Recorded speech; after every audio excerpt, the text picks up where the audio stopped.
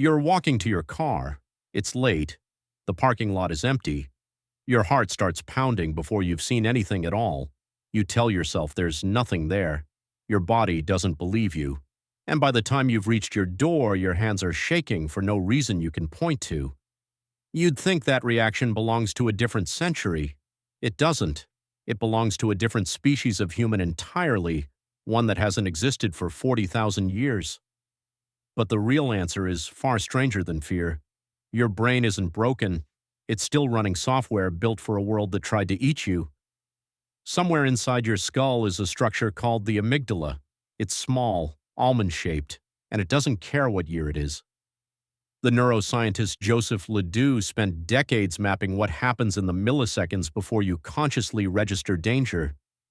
What he found changed how scientists think about fear itself.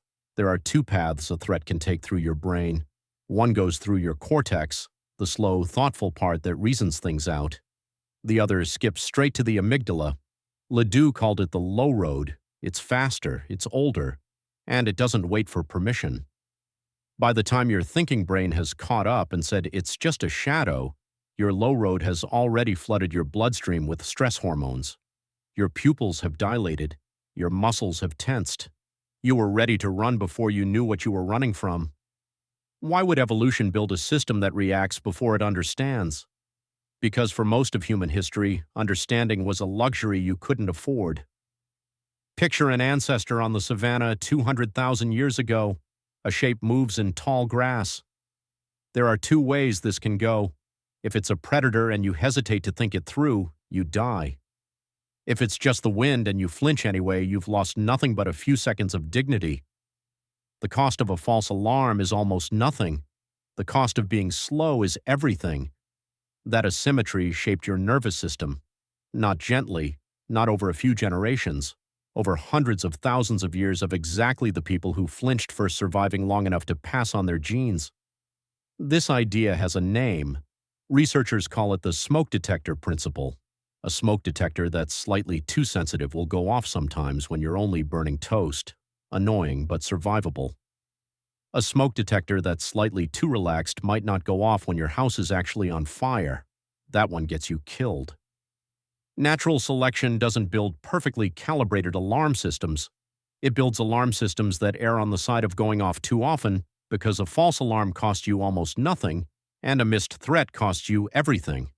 That's the alarm system sitting behind your ribs right now. The psychologist Martin Seligman gave a related idea a name in the early 1970s. He called it preparedness. His research showed that humans don't fear things at random. We're biologically primed to fear specific things faster than others. Snakes, spiders, heights, the dark, sudden movement in our peripheral vision. In his experiments, people could be conditioned to fear images of snakes and spiders almost instantly, and that fear was incredibly hard to unlearn. But when researchers tried the same conditioning with neutral objects, flowers, mushrooms, ordinary household items, the fear faded quickly, almost like the brain shrugged it off. Your brain wasn't a blank slate waiting for experience to write fear onto it. It came preloaded with a short list. The psychologist Arne Öhman pushed this further with a series of experiments using something called the visual search task. He'd flash a grid of images at people and time how fast they could spot a single threatening image hidden among neutral ones. A snake in a field of flowers, a spider in a field of mushrooms. People found the threat almost instantly, faster than they found neutral objects hidden among other neutral objects. It was as if some part of their visual system was scanning for danger before the rest of them had even decided to look. Öhman called it the fear module, a piece of your perceptual machinery that exists for exactly one purpose, finding the thing that might kill you before your conscious mind gets there. The primatologist Lynne Isbell went looking for where that module came from in the first place. Her research traced it back further than human history, further than the savannah, all the way into the deep evolutionary past of primates themselves. She proposed that snakes were the original predator pressure that shaped primate vision. Sharp eyesight, the ability to spot a coiled shape against a cluttered background, even the size of the visual cortex itself. All of it, she argued, evolved in an ancient arms race against serpents. That's an unsettling thought. The reason you can read this sentence at all, the sheer resolving power of your eyes, may exist because some ancestor's life depended on spotting a snake half hidden in leaf litter millions of years before anything resembling a human walked anywhere. Isbell tested the idea across cultures that had almost no exposure to dangerous snakes at all. Infants raised in places without venomous species still showed the same fast, automatic attention to snake-like shapes as infants raised where snakes were a daily hazard. The fear wasn't learned from experience. It was already sitting in the hardware, waiting. Here's what makes this strange. You've never been hunted by a leopard. Statistically, you never will be, and yet the wiring is still there, fully intact, waiting for a threat that mostly stopped existing for your ancestors thousands of years ago. So what does a brain built for leopards do when there are no leopards left? It finds new ones.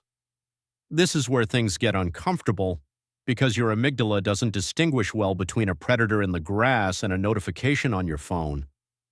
A harsh email from your boss, a missed call from a number you don't recognize, an argument that ended badly and keeps replaying in your head at 2 in the morning. None of these things can actually kill you. Your nervous system doesn't fully know that. It responds to social threat with almost the same circuitry it once reserved for physical ones, because for most of human history, social rejection genuinely was a threat to survival. Banishment from the group meant facing predators, starvation, and exposure alone. A human cast out of the tribe rarely lasted long. Your ancestors who felt a jolt of fear at social disapproval were the ones who fixed the relationship, stayed in the group, and survived to have children. The ones who shrugged it off didn't always get the chance. That's why a cold text message can make your pulse spike the same way a sound in the dark does.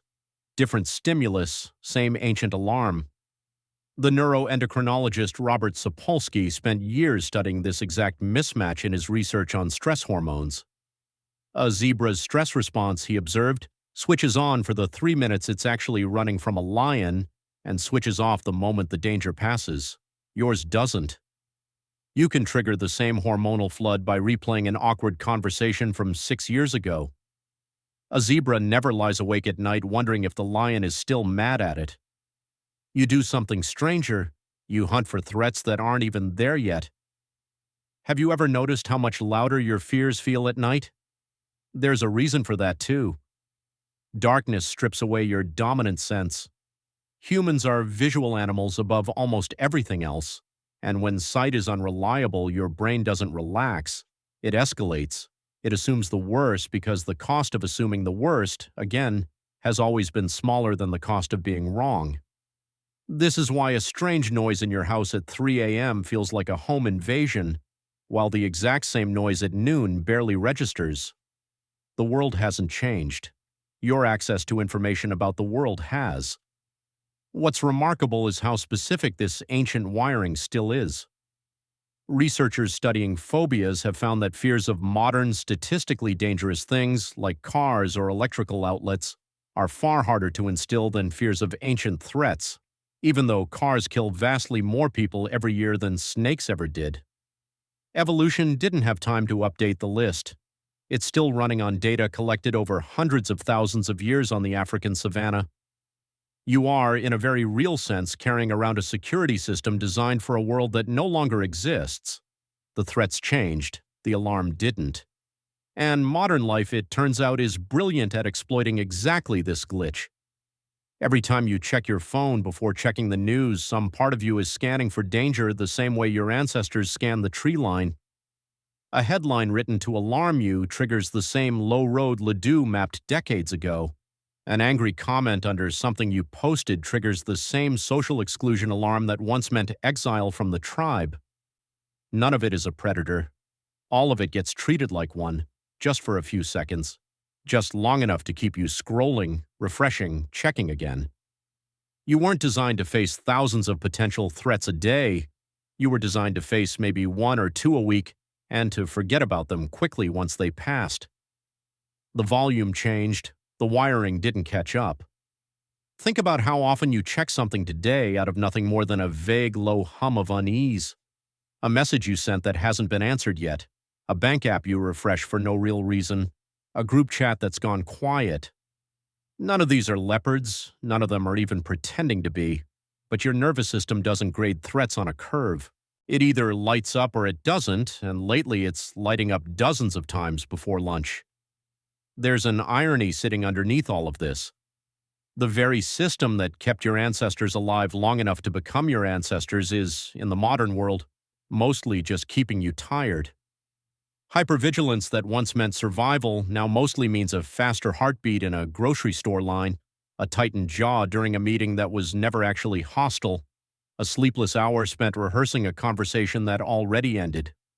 So the next time your heart races over something that, in daylight, with your thinking brain fully online, you know couldn't actually hurt you, you might want to pause before calling yourself irrational. That reaction is not a malfunction. It's a few 100,000 years of inheritance, still doing the only job it was ever built to do, keeping you alive long enough to pass on the very same nervous system to someone else. You weren't built for parking lots, inboxes, or 3 a.m. silence. You were built for grasslands and the things that moved in them. And in a strange, quiet way, that's exactly why your hands are still shaking by the time you reach your car door.